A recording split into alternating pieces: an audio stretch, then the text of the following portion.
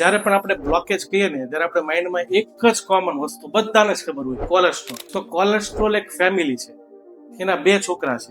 એક છે HDL, સારો છોકરો, એને કહેવાય ગુડ કોલેસ્ટ્રોલ. બીજો છે LDL, ખરાબ છોકરો, બેડ કોલેસ્ટ્રોલ. બટ આ બેડ કોલેસ્ટ્રોલ છે ને એનો પણ એક નાનો છોકરો છે, જે નાવડેઝ મોર કોમન. આજે મેડિકલના ઓલમોસ્ટ રિસર્ચ છોકરાના છોકરા, જેને કહેવાય લાઇપોપ્રોટીન સ્મોલ એ.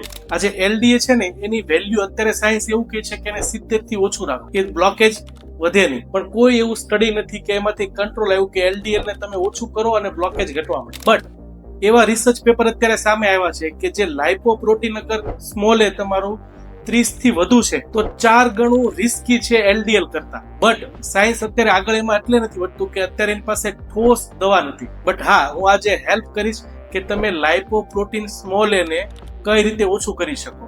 સો પહેલું એવું વિટામિન છે કે જે કેપેબલ છે કે 30% લાઇપોપ્રોટીન સ્મોલ એ ઘટાડી દે, એને કહેવાય vitamin B3, નિયાસિન with flush. નિયાસિન with flush ની એક કેપ્સ્યુલ ઓલવેઝ રાત્રે લો, અને સાથે જેટલું બને એટલું 2 થી 3 ચમચી ગાયનું ઘી ખાવાનું રાખો. અને થર્ડ, હોર્સ ગ્રામ કોલ્લુ પાવડર 1 ચમચી રાત્રે સુકાવી દો અને સવારે એને ભૂખ્યા પેટે પી જાઓ. અગર આ તમે કરો છો તો તમારું લાઇપોપ્રોટીન ડાઉન રહેશે અને LDL કરતા બી 4 ગણું તમને હાર્ટ એટેક થી પ્રિવેન્ટ કરશે. તો પ્લીઝ શેર કે જે લોકોનું LDL વધુ હોય અને જેને બ્લોકેજની ચિંતા હોય.